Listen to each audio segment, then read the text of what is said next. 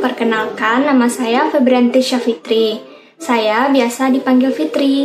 Saya adalah seorang penyandang disabilitas daksa.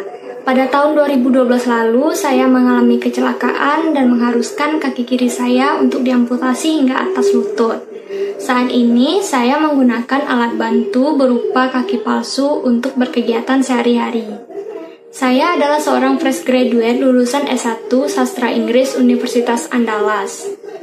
Sembari apply di beberapa lowongan pekerjaan, saat ini saya magang secara WFH di salah satu platform penyedia kerja untuk penyandang disabilitas. Selain itu, saya juga bergabung di organisasi disabilitas dan ikut berperan dalam beberapa kegiatan yang melibatkan penyandang disabilitas. Tingkat inklusivitas di beberapa lini kehidupan di masyarakat Indonesia terhadap penyandang disabilitas saat ini itu masih sangat rendah. Hal ini bisa disebabkan oleh beberapa faktor, diantaranya yang pertama yaitu kurangnya kesempatan.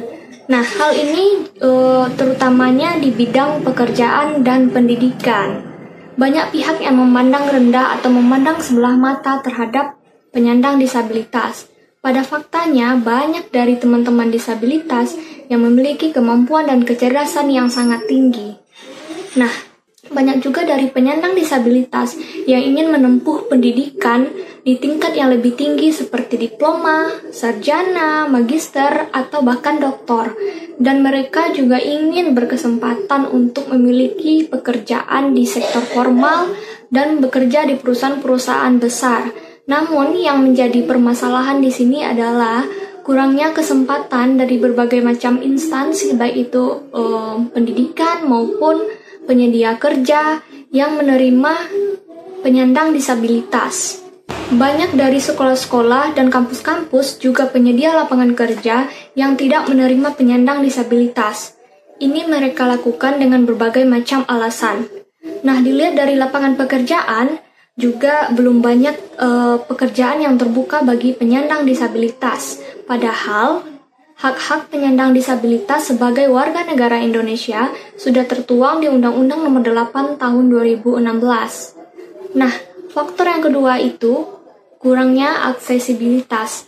Aksesibilitas ini merupakan salah satu hal yang sangat penting, hal yang berperan sangat penting bagi penyandang disabilitas. Nah, jika misalnya suatu instansi sudah menerima penyandang disabilitas, hendaknya mereka juga menyediakan aksesibilitas yang layak bagi para penyandang disabilitas. Contohnya di sini yaitu jalan yang ramah disabilitas, jalan yang bisa dilalui oleh pengguna kursi roda, atau mungkin guiding block untuk para penyandang disabilitas tunanetra. Nah, selanjutnya yang ketiga, faktor yang menyebabkan belum tingginya tingkat inklusivitas terhadap penyandang disabilitas di Indonesia, dan ini juga merupakan faktor yang gak kalah pentingnya, yaitu self-development ataupun pengembangan diri terhadap diri seorang penyandang disabilitas itu sendiri. Nah, di sini saya akan sedikit membahas dan memberikan pendapat saya tentang skill-skill yang dibutuhkan oleh seorang penyandang disabilitas dalam pengembangan diri. Pengembangan diri ini salah satunya berguna untuk teman-teman penyandang disabilitas untuk memunculkan dan membuktikan potensi-potensi kemampuan-kemampuan yang mereka miliki, baik itu ketika mereka menempuh pendidikan maupun bersaing di dunia pekerjaan. Selain penyandang disabilitas itu sendiri, peranan pemerintah, berbagai macam instansi, juga lembaga-lembaga, balai latihan kerja, dinas sosial, keluarga, dan orang-orang yang ada di sekitarnya itu juga memiliki peranan yang sangat penting untuk meningkatkan pengembangan diri seorang penyandang disabilitas. Nah, ada dua skill yang perlu dikembangkan di dalam diri seorang penyandang disabilitas. Yang pertama itu soft skill, dan yang kedua itu hard skill. Soft skill itu bisa disebut atau dikatakan dengan sifat atau kepribadian atau atribut personal. Nah, sedangkan hard skill itu adalah skill yang didapatkan oleh seseorang ketika seseorang itu menempuh edukasi formal ataupun mengikuti pelatihan, training, dan segala macam lainnya. Nah, jadi menurut saya, pengembangan soft skill ini contohnya seperti kecerdasan emosional, sifat kepribadian, keterampilan, komunikasi, berbahasa, keramahan, kepercayaan diri, dan optimisme. Juga ada berbagai macam soft skill lainnya yang perlu kita tingkatkan. Nah, banyak dari penyandang disabilitas yang sangat potensial, yang memiliki kemampuan, yang memiliki potensi, tetapi mereka tidak percaya diri atau tidak percaya dengan kemampuan yang mereka miliki. Nah, jadi saya rasa ini sangat penting sekali untuk memberikan support bagi teman-teman penyandang disabilitas. Contohnya di skill komunikasi, hendaknya juga perlu dikembangkan berkomunikasi dalam bahasa asing, terutama bahasa Inggris. Karena sebagaimana kita tahu, bahasa Inggris itu merupakan bahasa internasional yang banyak dipakai di beberapa negara. Apalagi di era globalisasi seperti saat sekarang ini, bahasa Inggris itu sangat-sangat dibutuhkan. Nah, yang kedua itu ada hard skill. Hard skill ini menurut saya juga berhubungan dengan minat dan bakat seseorang, terutama seorang penyandang disabilitas. Nah, hard skill ini biasanya kita dapatkan dengan mengikuti pendidikan formal seperti di bangku sekolah, lalu mengikuti les, mengikuti training atau pelatihan, mengikuti seminar, dan mengikuti pelatihan-pelatihan di berbagai lembaga. Nah, saat sekarang ini, untuk seorang penyandang disabilitas, hendaknya kita juga bisa melihat tren pekerjaan apa yang cocok dengan seorang penyandang disabilitas. Nah, kalau menurut saya itu tren yang sangat cocok untuk seorang penyandang disabilitas di era seperti saat sekarang ini. Ada contohnya IT, lalu di bidang customer service atau layanan pelanggan, graphic designer, digital marketing, atau mungkin housekeeper. Nah, di sini saya akan memberikan sebuah contoh self-development yang dilakukan oleh seorang penyandang disabilitas. Nah, sebut saja namanya Ani. Ani ini sangat menyukai berbagai macam kopi. Dia suka membeli kopi di coffee shop dan tertarik menjadi seorang barista karena dia melihat peluang barista itu di zaman sekarang ini cukup tinggi. Nah, dari keinginannya tersebut, dia mencoba mencari pelatihan yang berbayar maupun yang pelatihan gratis untuk menjadi seorang barista. Lalu dia juga mencari informasi soft skills apa saja yang diperlukan untuk menjadi seorang barista.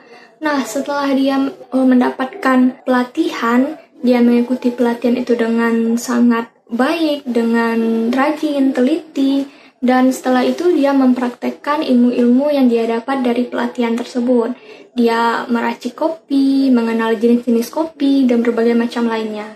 Lalu setelah itu dia sudah memiliki soft skill dan hard skill menjadi seorang barista. Selanjutnya dia mencoba untuk apply atau melamar di beberapa lowongan barista di coffee shop. Dan pada akhirnya si Ani ini menjadi seorang barista di salah satu coffee shop terkenal yang ada di Indonesia. Nah, itu salah satu contoh bagaimana self-development atau pengembangan diri dari seorang penyandang disabilitas. Jadi menurut saya kita itu juga harus bisa tahu kemampuan diri kita itu sendiri, potensi apa yang kita miliki, dan kita harus menggali dan menggali terus kemampuan yang kita miliki tersebut atau minat dan bakat yang kita miliki tersebut. Lalu, setelah seorang penyandang disabilitas sudah memiliki soft skill dan hard skill yang sesuai dengan kemampuan, potensi diri, dan minat bakat yang mereka miliki, juga sangat diperlukan adanya peningkatan lingkungan yang inklusif dan kondusif bagi penyandang disabilitas. Contohnya di sini, mungkin pemerintah bisa mengedukasikan ke penyedia kerja bahwa perlunya adanya peningkatan jumlah penyandang disabilitas yang berkesempatan untuk bekerja di sektor formal. Lalu mungkin selain itu juga bisa mengadakan berbagai macam pelatihan di balai pelatihan ataupun mungkin di lembaga-lembaga terkait sehingga teman-teman disabilitas juga bisa berkesempatan untuk meningkatkan ilmu sesuai dengan bakat mereka. Jadi pesan saya buat semua teman-teman penyandang disabilitas, janganlah kalian pernah ragu atau bahkan takut untuk mencoba. Karena kalau kita belum mencoba, kita tidak akan bakalan tahu sampai mana potensi kita, sampai mana kemampuan yang kita miliki. Mungkin ada beberapa dari teman disabilitas yang memiliki minat di bidang sastra Inggris, sama seperti saya nih. Tapi mungkin kalian takut kalau ada pandangan bahwa bahasa Inggris itu sulit, bahasa Inggris itu menakutkan. Nah, teman-teman gak perlu takut, karena bahasa Inggris itu sangat menyenangkan. English is fun. Jika kalian berminat di suatu bidang, teman-teman itu harus bisa menggali kemampuan kalian, mencoba, dan terus mencoba. Karena seperti yang saya bilang tadi, bahasa Inggris itu merupakan bahasa internasional yang sangat diperlukan di era globalisasi seperti zaman sekarang ini. So, teman-teman, buat semua penyandang disabilitas, raihlah cita-citamu setinggi mungkin. Galilah potensi dirimu setinggi mungkin sehingga kamu bisa mencapai tujuan dan menjadi seorang yang sukses. Terakhir dari saya, sebuah quotes pendek dari saya, life is an adventure, hidup adalah petualangan. Maka kamu jadilah seorang petualang hebat di hidup kamu sendiri. Sekian, terima kasih, sampai jumpa.